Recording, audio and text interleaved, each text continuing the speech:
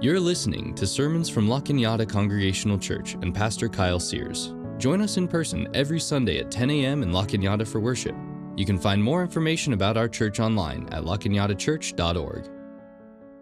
Maybe you've had those moments where it just seems to make the rest of your day. Earlier this week, I was walking the dogs in the morning after not sleeping very well, so I was just kind of going through the motions, and someone at the stoplight on the corner stopped and rolled down their window and shouted out at me, "I appreciate the stuff you're doing in our community," and it just sort of, woke me up for the rest of the day. In fact, I think maybe later that day, even though my doctor said, you should not be having as much ice cream as you do, I wandered through the ice cream aisle and noticed that it was on sale, buy one, get one free. And again, I had something to look forward to at the end of the day now because I had a lot of ice cream waiting for me at home for dessert. Maybe the surprise of chocolate candy in the foyer has made church bearable for today, if nothing else. It's those moments that we live for. And in the time of Jesus, there was this genre of writing that played upon those moments like that. But instead of casting itself forward to the evening dessert, it would cast itself all the way to the end of history as we know it. It was called an apocalyptic genre, that meaning being one of revealing or an unveiling of how the world really works, how it's going to finally come and reveal everything that we have hoped for. And so we get a taste of this in bits of Matthew's gospel. I'll read a portion of that. It's Matthew 25, verses 31 through 40. "When the Son of Man comes in his glory and all the angels with him, then he will sit on the throne of his glory.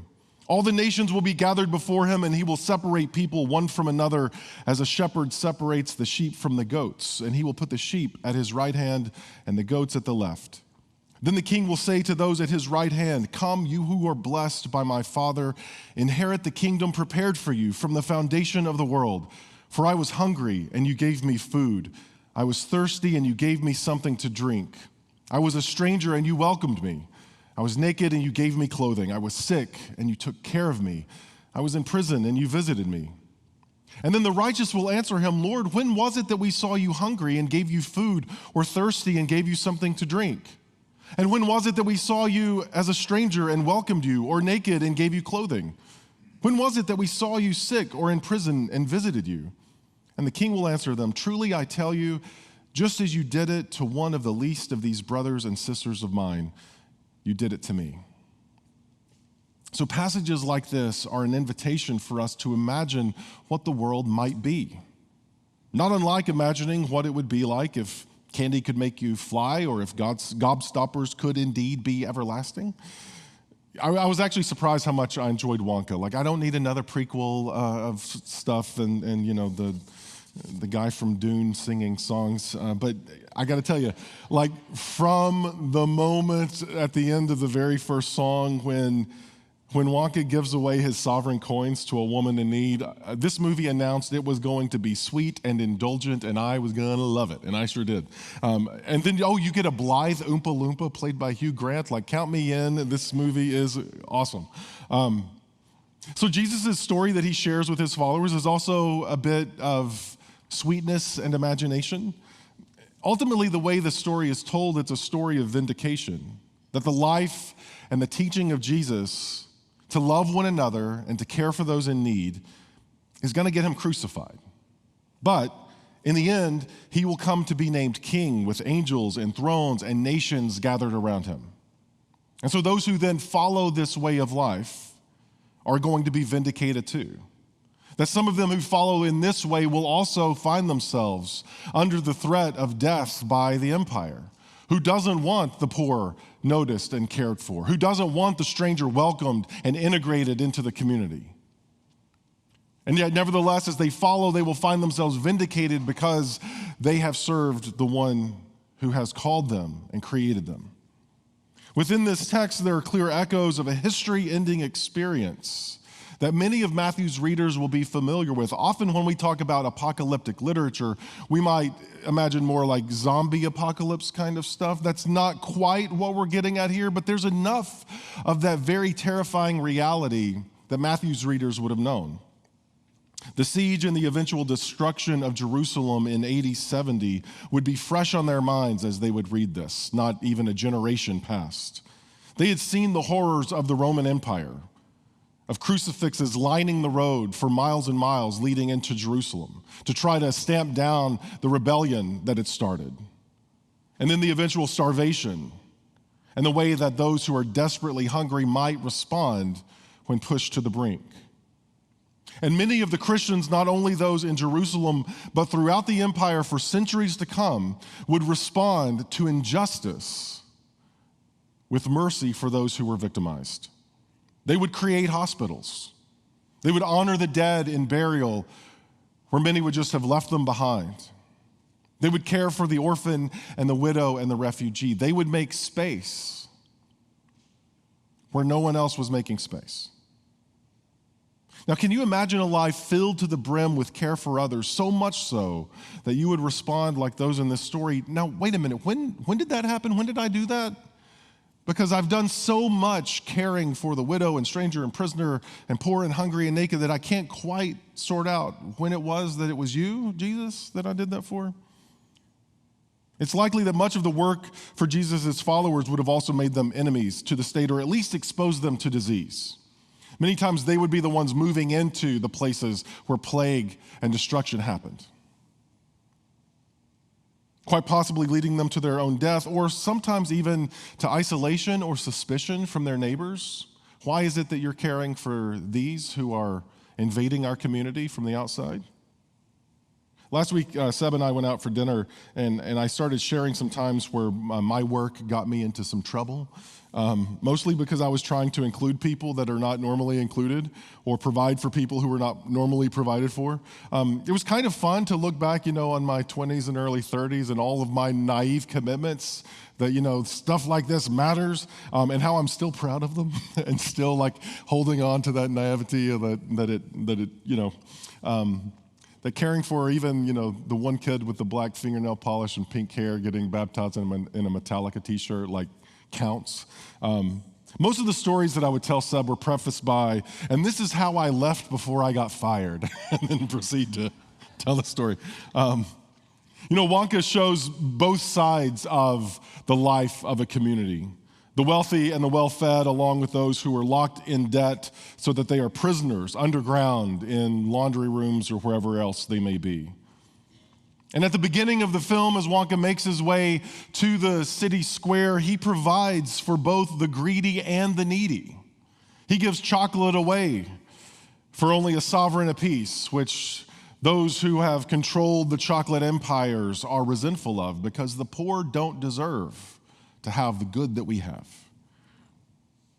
Jesus also will paint the picture of graciousness offered quite freely, with the secret that he was receiving grace from them all along, that it was Jesus, not the one who was giving grace.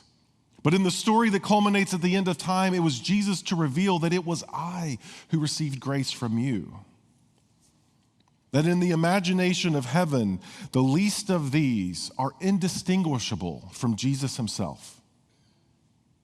That's not normally how we imagine things. We often will imagine the poor as a blight and not a blessing, that their presence is unwelcome.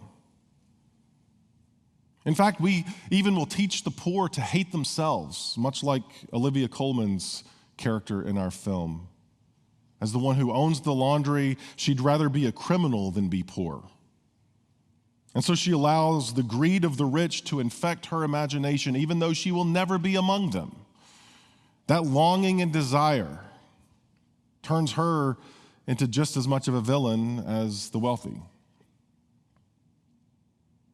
And she, like the greedy, are also in need of transformation, even as the callousness of their hearts prevent them to see beyond their own desires.